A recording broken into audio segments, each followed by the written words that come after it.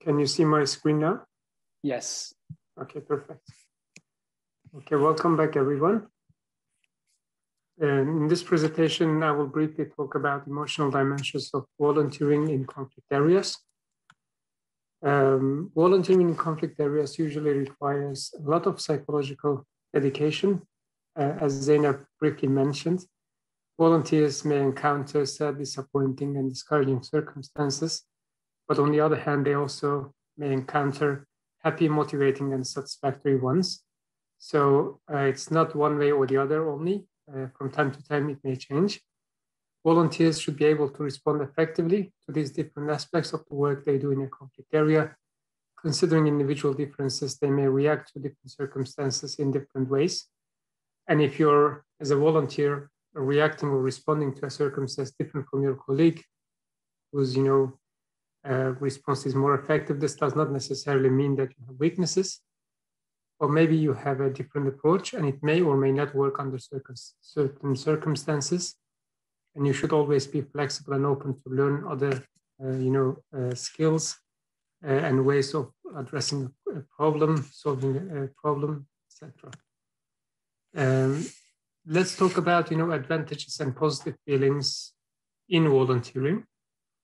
Feeling a sense of meaning and appreciation is quite visible in volunteering activities, because whatever you do is giving an advantage or a benefit to certain community members who are already in a disadvantaged position. So this could also be a sign of appreciation and a meaning of what you are doing. It helps with developing and maintaining a social circle or a network, because you work with other people coming from different contexts, backgrounds. It allows with spending time in social activities with colleagues, especially if the work is quite intense, but you have the opportunity to spend some time with your colleagues to relax, to enjoy some activities you like doing together. It helps with adopting an active lifestyle, which contributes to lower blood pressure, and also at the end helps with lower degrees of stress and anxiety. It helps with learning problem-solving skills. And at the end, it increases self-efficacy because, as I said, you share your experiences with your colleagues and then they share them with you. You learn from each other, including the problem-solving skills. It also helps, with advancing focusing and commitment, because as we know, volunteering activities require a lot of commitment and attention to be given to specific areas, specific work. Helps with recognizing diversity and how to be a part of diverse community. This is particularly important for people who have some, social anxieties maybe. Volunteering activities can definitely help them with overcoming this kind of problems. And also a sense of, being supported by people around you is another advantage and a positive feeling. But there are also some challenging circumstances and associated feelings. I would like to briefly talk about them. For example, organizational regulations and limitations. Let's say, you work for an organization and your organization is only targeting certain groups, certain types of assistance. Then you may feel restricted because you cannot support the community the way you want because of the organizational limitations and regulations. There could also be structural circumstances. For example, you're not allowed to travel to certain locations, destinations, even though people are in need of help. You may feel disappointed. You are too close to there, but you cannot go. This could also lead to a feeling of disappointment. You may encounter interpersonal issues, probably related to lack of appropriate guidance and appreciation. You may feel dissatisfied with the work you are doing. There could also be organizational responsibilities, such as too much responsibility. If you're feeling really tired, that you spend a lot of time in the field supporting people, you may at the end of the day feel burnout, kind of feel alienated to whatever you are doing, start work in an automatic mode. This could be another challenging circumstance. And the last one is personal challenges. For some people, being away from home, from social context, social network could be quite difficult. They may have some challenges in adapting to a new environment where they may not be able to do their routines. yeah, we have another 4 scenarios, but we will not discuss them here as we decided to give them to you as homework, as we did last week. If you have any questions or comments, the floor is yours. Otherwise, we will continue with the rest of the program.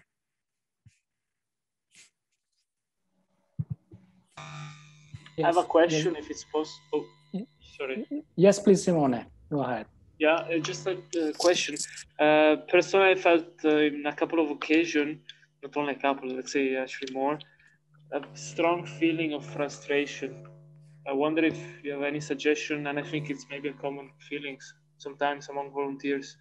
I wonder if you have any suggestion how to deal. Okay.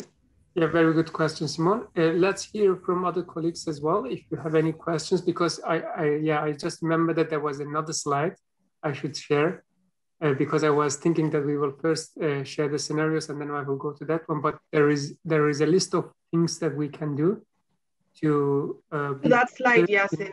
Yeah, go quickly to that slide. Is okay. At the end. Yeah. Right.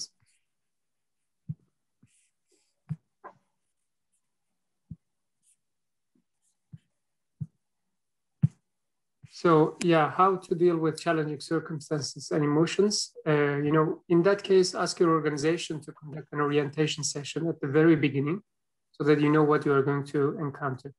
Second one, avoid personalizing issues that are not related to you or your skills. If they're related to you or your skills, then there is definitely something that you can do, but if not, don't, you know, personalize the issues. Share the challenges you are encountering with your colleagues and supervisor. Again, experience sharing is very important. Maybe they will have something to advise you. Express your feelings and thoughts clearly. Tell them that, you know, whether you can manage this or not. As I said, this is not an indication of weakness, but there are things that everybody can contribute to do. Avoiding a conflict is not going to help. Be flexible and open to transform your perceptions, behaviors. Remember that, like everyone else, you have certain physical and emotional limitations. As I said, there are things you can do, there are things you cannot do. So it's important that you are mindful of your behaviors, your limitations. Doing physical exercises helps with physical, mental, and emotional regulation. So whenever you have the opportunity, you should definitely do the exercises. Engage in social activities and networks. Do not self-isolate. And ask your organization if counseling services are available for you, because some organizations provide that opportunity.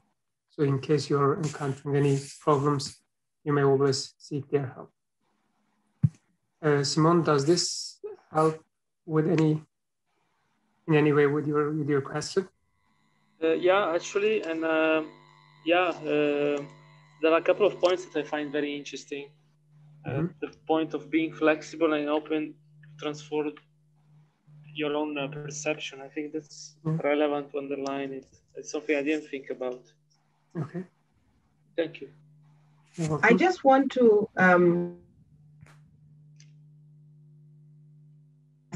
spoke about, which has to do with respecting your organizational rules and regulations. For example, for us as researchers, when going to the field, we have to get so many approvals, ethical approval, organizational, permission to travel among.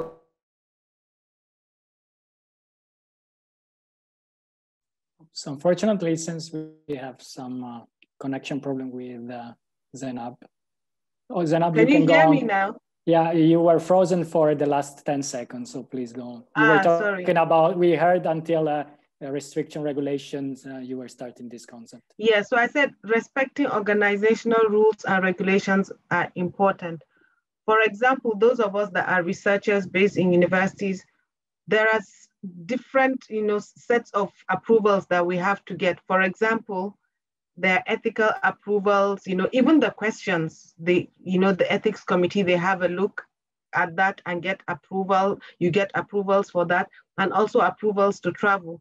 So when we go to the field, especially those of us that work in conflict affected areas, we stick to where we said we're going to be, because our organizations don't allow us to just roam around, maybe to go deep into where the fighting is going on. For example, during one of my visits, my field visits, I was given the opportunity, invited to go very deep into the Delta, and I was assured, you know, protection among other things. But then I politely declined.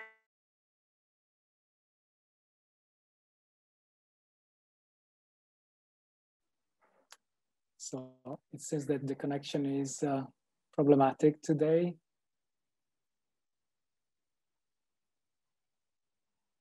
Okay, unfortunately, it seems that we lost Zainab. I think maybe Julia, you can communicate. Oh, Zainab, you're here.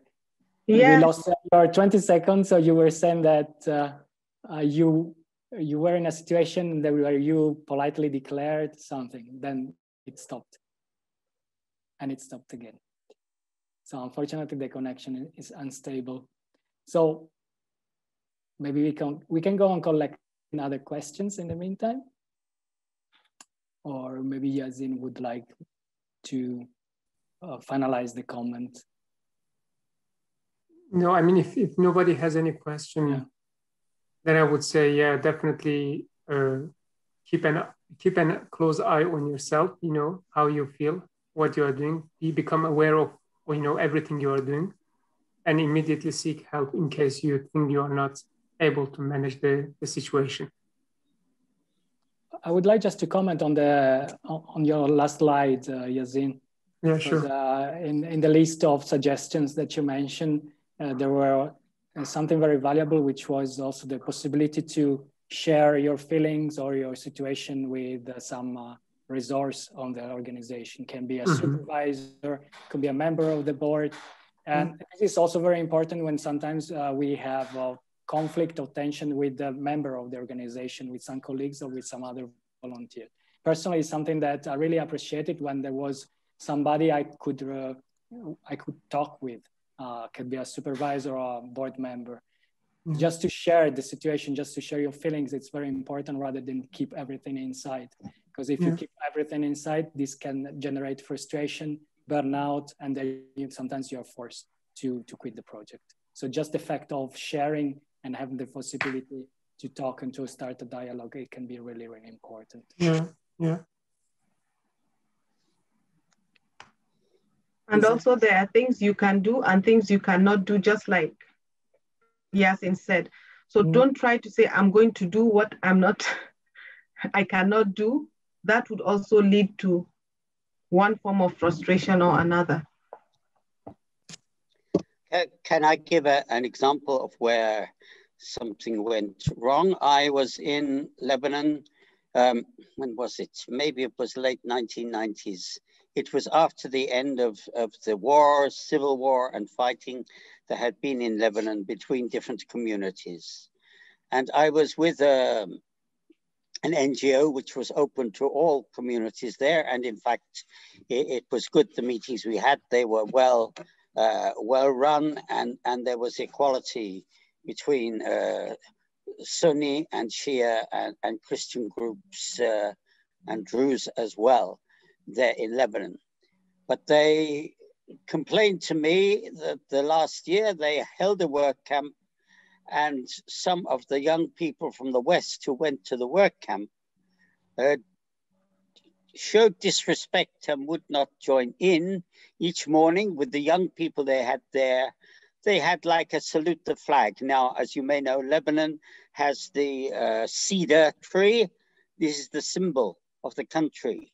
And they said, look, we've been fighting and killing one another. This can unite us. And I guess from Western countries, people thought, oh, this is nationalistic. We don't want anything to do with it. But they really didn't understand this. The situation in Lebanon was that you had to bring these communities together, and that the pride in the tree, the great cedar of Lebanon tree, is something to which everybody, whatever their background, could have great pride and bring them together. So yes, the orientation and the teaching has to be done before you allow anyone to go into these places of conflict. Otherwise, They can make dreadful mistakes. I'm not against stupid nationalism in some countries. That may be fine too, but in other situations, you have to understand. You really must understand what's happening. There's a question for you, Paul, in the chat. Yeah. Okay. Well, let's have a look. It says, what was the name of the NGO? Ooh, I just cannot remember. I can recall. No, we stayed in a convent above Beirut, actually, but it wasn't a particularly Christian NGO, and we moved around other places as well. So I'm sorry, I can't give you that name.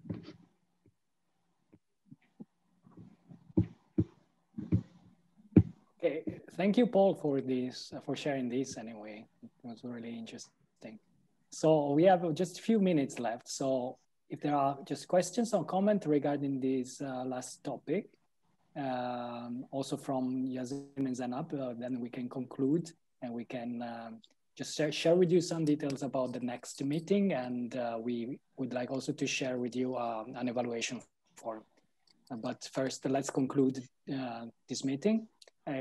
Today's meeting was more interactive. We decided to keep it a little bit unstructured because the first meeting were too much structure. Sometimes we talk more than you. And we wanted to give also more opportunities for questions and to share our perspective. So Yazin and Zanab, if you just want to conclude with just a final statement for today. Well, for me, it's if you have more questions, like I said, Mauro will share my email details. Please feel free to reach out, and I'm always happy to continue the discussion.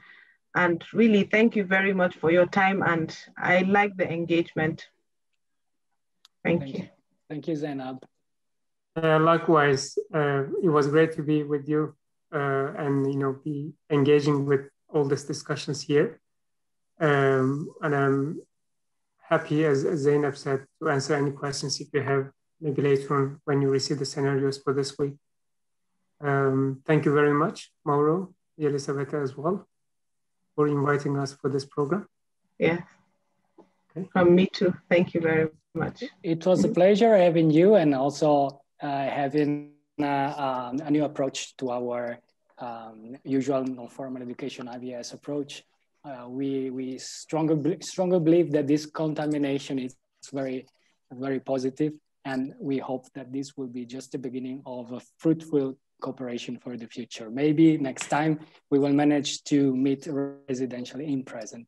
Actually, this meeting was originally planned to be on presence, but due to COVID, we had to turn online. It was very positive online, but for sure on a residential format, we would have more time to discuss. So it was really condensed and compressed. So also for this reason, we thank not only Yazin and Zanab, but also all the participants for the active participation and for the patience.